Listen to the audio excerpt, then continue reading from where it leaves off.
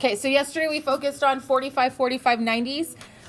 The other special right triangle is a 30, 60, 90.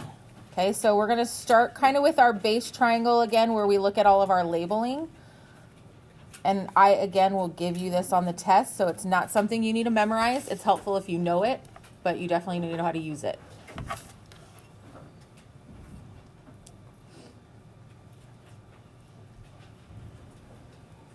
Okay, so we have a right triangle. Our smallest angle is going to be 30 degrees, and that leaves 60 degrees for the other one. Thank you. Okay, so we have a 30, 60, 90. We're okay with all of those numbers? It all makes sense in a triangle? Because they add up to 180? Yeah? Okay. So we have our smallest angle, and that's across from our smallest side, and we're going to call that side X. Okay? Our smallest angle is across from our smallest side, and we're going to call that side X. Yeah. Now, yesterday, because they were both 45 degrees, remember the sides were the same? Today, that's not going to be the case because the angles are different. So across from the 60 degree angle, we're going to call that side X square root of 3. X square root of 3. And our longest side is across from the 90 degree angle, and we're going to call that side 2x. Okay, so process from yesterday is exactly the same. We just have different labels. I will give you this triangle, and I will give you the 45, 45, 90 triangle on the test. So you just have to know how to label it. Okay, and what's the first step with all of these problems?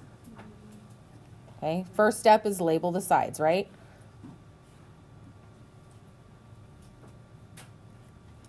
So label the sides is the first thing we're going to do. What's the next thing you do? What happens after labeling? Solve for X.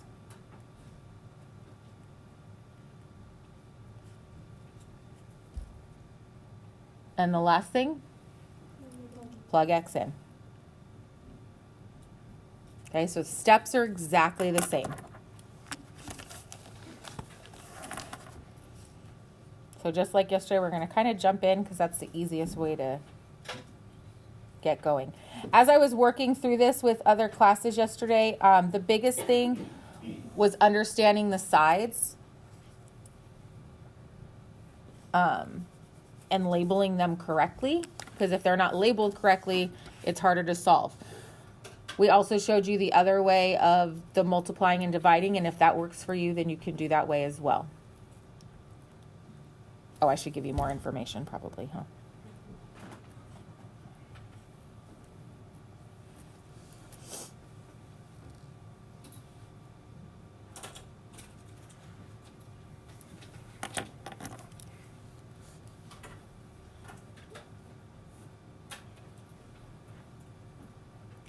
Again, if the X and Y are confusing, because we use X as our side label, you can either change the side label or you can change the X and Y to a different letter if that's easier for you. What's across from the 30 degrees? What do we label it? X, okay? Where's my 60 degree angle at? This corner here, right? Across from the 60 degree angle, what do we label that? X square root of 3. And across from the 90 degree angle, we label that 2x. Okay, so step 1 is to label. Step 2 is to solve for x. Is there a side length where you can solve for x or where x already equals a number? 14 equals 2x, right? Everyone see that? There's only one variable here. These other two, I mean, that's an x, but there's two variables. So how do I get x by itself? Divide by 2, which means x equals 7. So there's my step 2. What's step 3? Plug it in. What is y going to equal? 7. What does this x equal?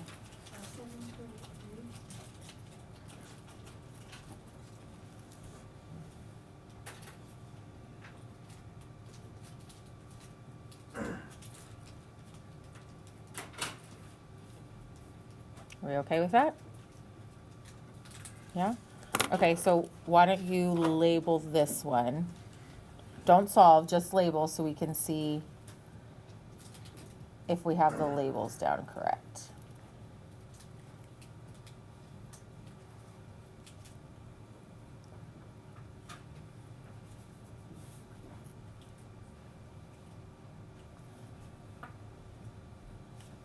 So take a second and just label.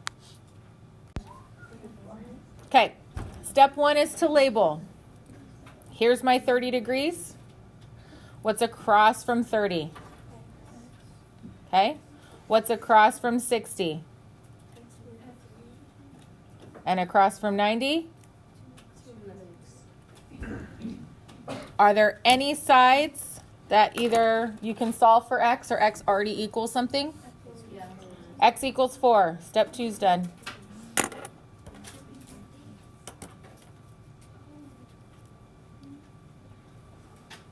Step 3, plug it in. So if I plug it in for B, 2 times 4 gives me 8.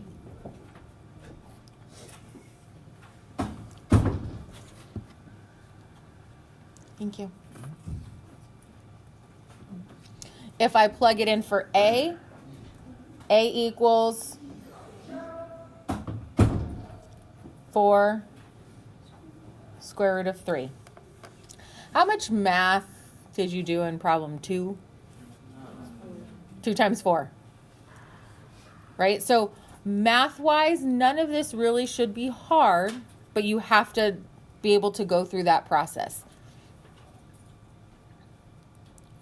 Can you try one? Okay.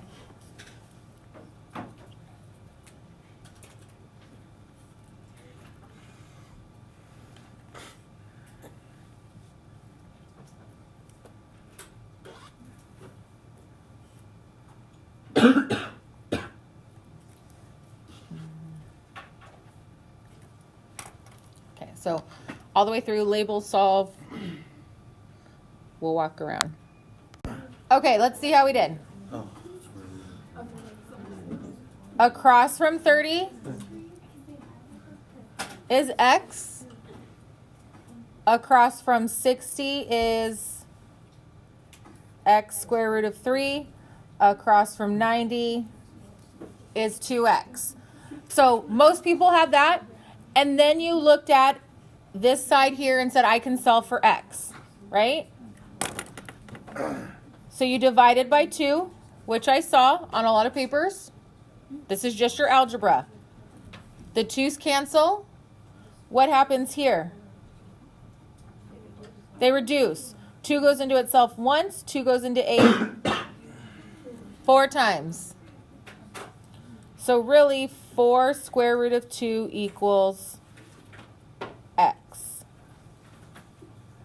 Okay, that's what x is going to equal. So now, final step is to plug it all back in.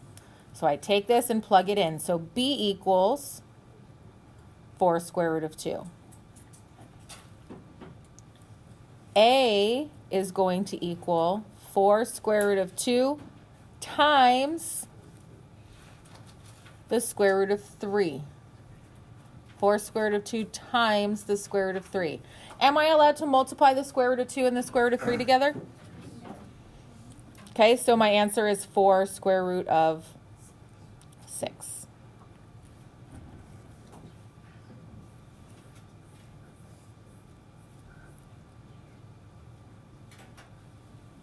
Are we okay with that?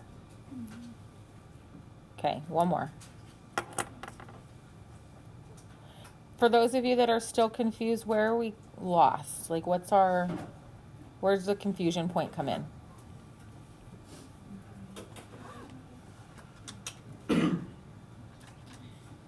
No one wants to answer that?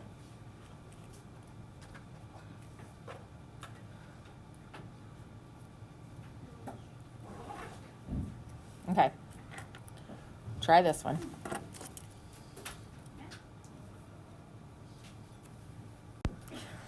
Someone help walk me through this, please. Who wants to help me? Go ahead, Annie. So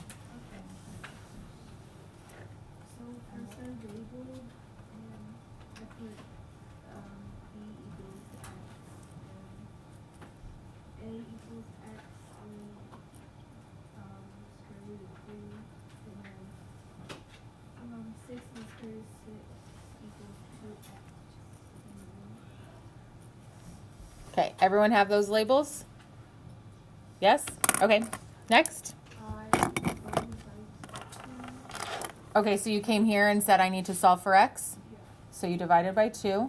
Okay. And then I simplified 3 and 6 equals X. So you got 3 square root of 6 equals x. Everyone okay with that?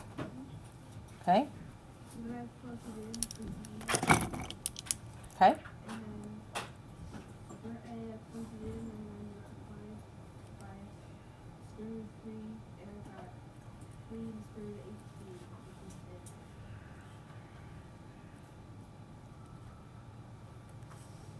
And you said b is just 3 square root of 6? Is that what everyone got? Wouldn't you want to get rid of the 18 inside of the radical?